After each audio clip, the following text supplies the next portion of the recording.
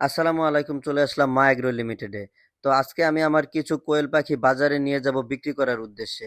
আমার একটা incubator machine রয়েছে, যেই মেশিনের সাহায্যে আমি কোয়েল পাখির ডিম থেকে বাচ্চা ফুটানো থেকে শুরু করে সবকিছুই করে থাকি, এবং ওই ইনকিউবেটর থেকে আমি বাচ্চাগুলো ফুটিয়েছি।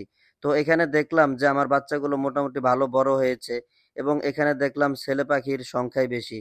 তাই আমি চিন্তা করলাম এত ছেলে কোয়েল পাখি দিয়ে কি হবে, এগুলো বাজারে বিক্রি করে দিব। তাই আজকে ইব্রাহিমকে সাথে নিয়ে আসলাম। ওকে সহকারে আমি বাজারে চলে যাব এগুলো বিক্রি করার জন্য।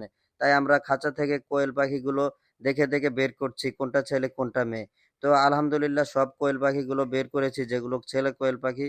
তো এখন বাজারে নিয়ে যাব, বাজারে নিয়ে গিয়ে এগুলো বিক্রি করে দিব।